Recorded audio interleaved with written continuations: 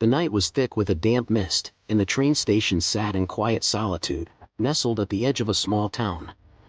The station, old and forgotten by time, stood as a monument to the countless travelers who had passed through over the years.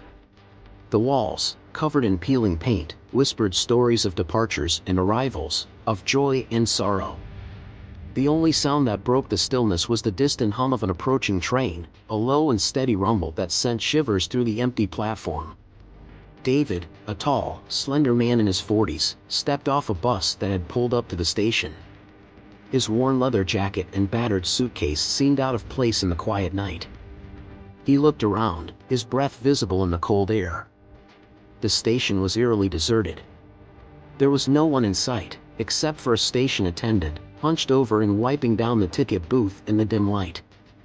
David's eyes flicked over the cracked schedule board, noting the train that would take him out of this place, if only for a short time. He had not planned on returning to this town, not in a million years. But the letter that had arrived earlier in the week had changed everything. The letter, with its familiar handwriting, had pulled him back, as if the town had never let him go. It was a place he had tried to forget, a place that held more memories than he cared to recall. He glanced at the time on his wristwatch. It was 12:05 a.m. Midnight, the time his mother used to say when things changed, when the world seemed to shift, as if it held its breath. But she was gone now, just like everything else in this cursed town. Yet, tonight felt different, strangely familiar, yet unsettling. David approached the ticket booth, but the attendant had vanished, leaving the booth dark and abandoned. The faint glow of a desk lamp cast long shadows across the dusty counter. David hesitated, his instincts telling him to leave, to get back on the bus and never look back.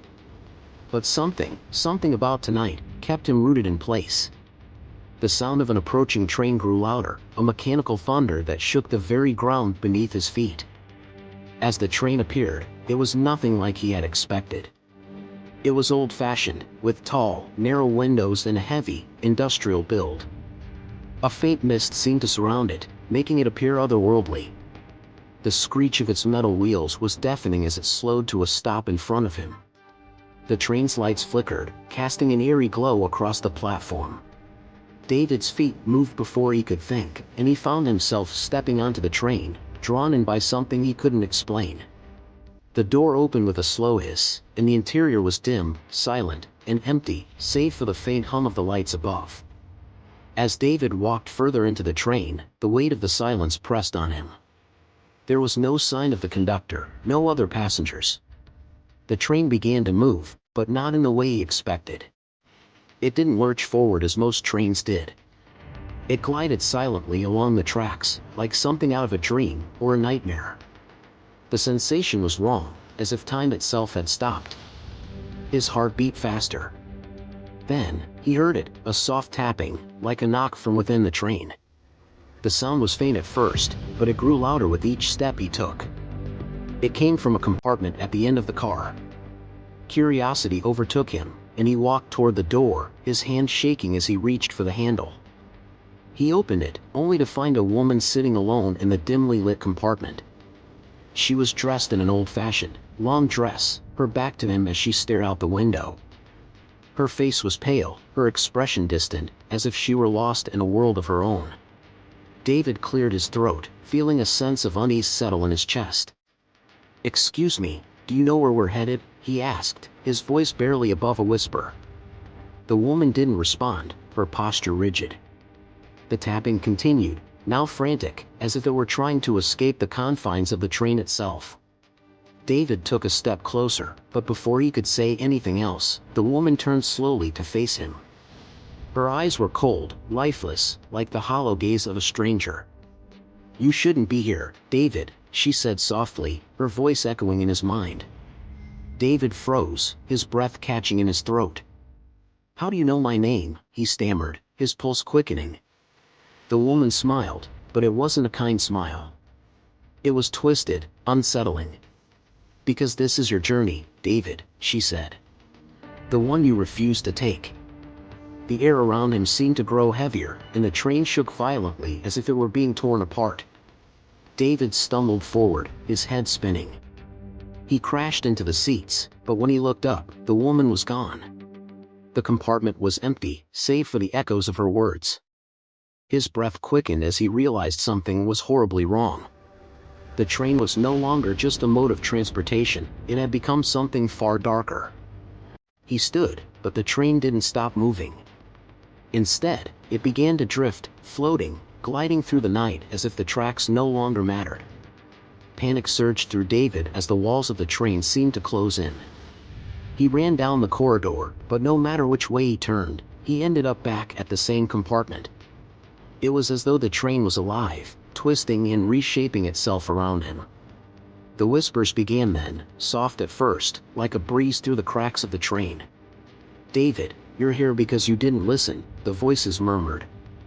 "You could have turned back, but now you're trapped in the past." David's heart raced, his mind spiraling into confusion and fear. He stumbled down the hallway, only to find himself standing once again at the compartment door. The woman appeared, her figure silhouetted by the dim light. Her eyes glowed, dark and knowing. "You've been running from this for a long time," she said, her voice cold. "But it's too late now." David stepped back, his mind unable to comprehend what was happening. The world outside the train had disappeared, leaving only shadows and the sound of the train's rhythmic hum. The woman's smile stretched wider, her eyes gleaming with something ancient and terrifying. "The train has already left, David," she whispered. "It never stops, and it never goes back."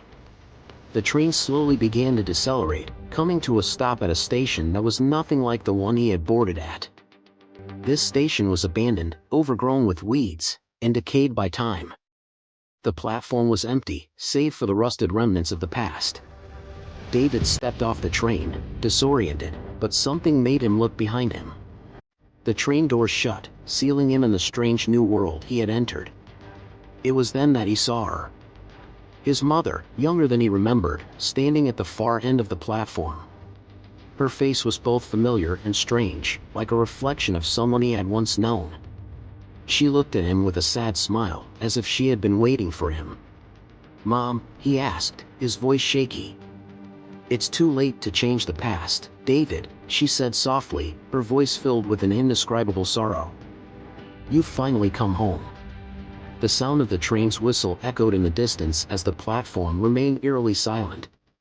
The shadows around David seemed to close in, and as the screen faded to black, it was clear that the journey had only just begun, if it had ever truly ended.